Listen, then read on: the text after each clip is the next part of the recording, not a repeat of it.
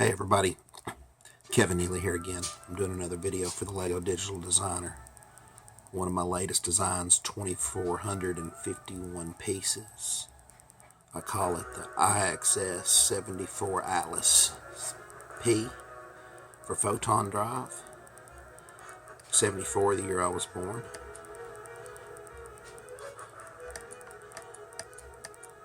IXS Atlas.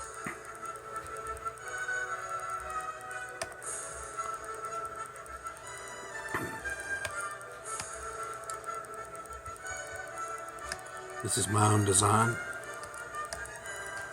Concepts taken from other ideas.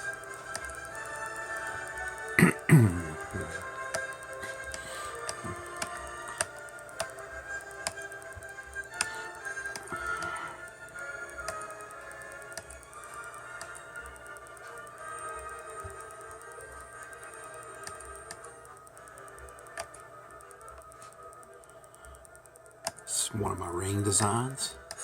That ring is actually composed of 4 22.5 degree railroad track parts.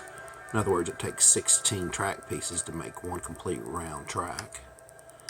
If you were using the 45 degree angle curves, it takes 8 pieces to make a complete track. Smaller ring, of course. A lot of guys that build starships and use rings use the tracks. It's nothing I come up with, just something I learned from other builds and applied to my designs. Now, there's all kinds of stuff going on inside this thing. You know, I'll try to describe it the best I can. I'm kind of pressed on time on this build. Forgive the focus here and my poor camera work. I just have my cell phone and I do the best with what I have.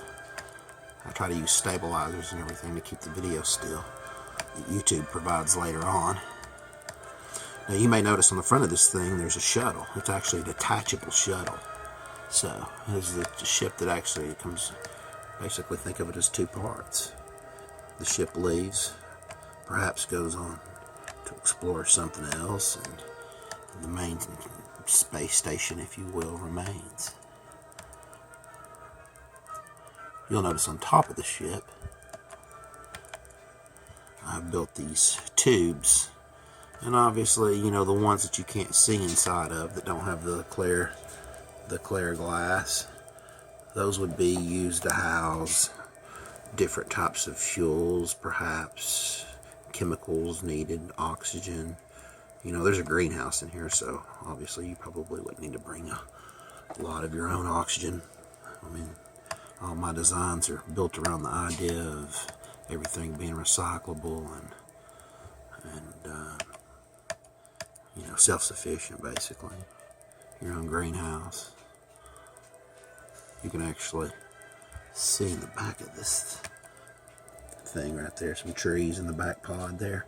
So I don't have a really large greenhouse like I do in a lot of my bigger ships, but the fact is, a lot of the design here, the pieces went to the ring and that big massive arm coming down from the actually, you know, that's not the top of the ring, that would be the bottom of the ring. This would be the ship if you were looking at it, you know, as we see things up and down in space.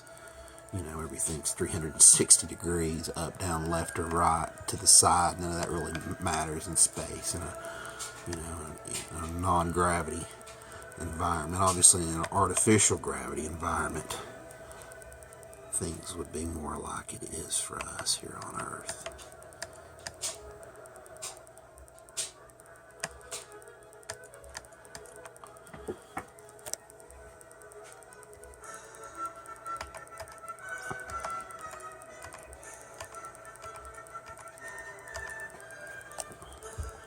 Soundtrack music you hear in the background is from a classic sci-fi film from 1980 called Battle Beyond the Stars. Perhaps a copyright infringement, and that means the people that own the rights to this will get to advertise on my page now for free, more or less, which is fine with me.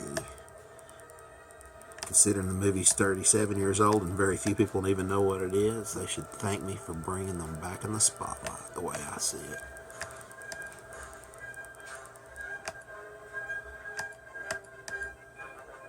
It's a great soundtrack anyway.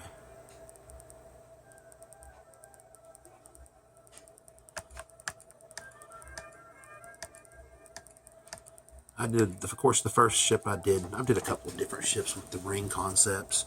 Before I figured out how to do the railroad tracks, I used an 8-side octagon design, and obviously that's not a true ring.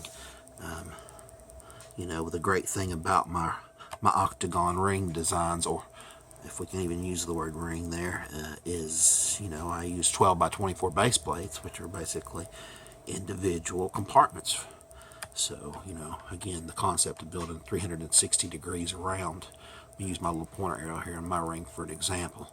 Now, see, inside my ring, if I'd wanted to, I could actually build, you know, clear windows and crew compartments. But the fact is I'm using these wall segments here that are 3 pegs wide on the inside, and there's really no way to completely seal off the ring that I've found anyway as of yet. So obviously, to the realistic factor of space, anything inside the ring is going to be the outer environment of space.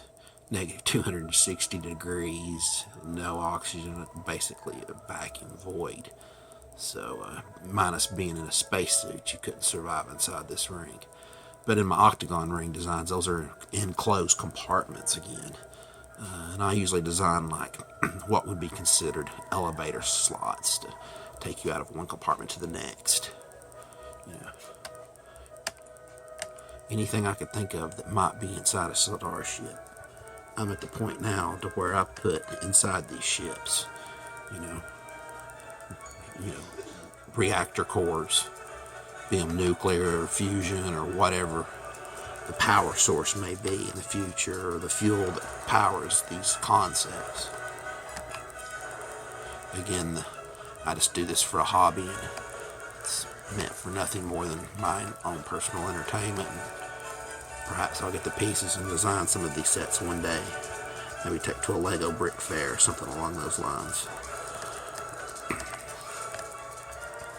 I do have guidebooks built for all these ships, so in theory they could be built in the real world if anybody so chose to. Well, anyway, we're coming to the end of this video again, and as I always say, live long and prosper.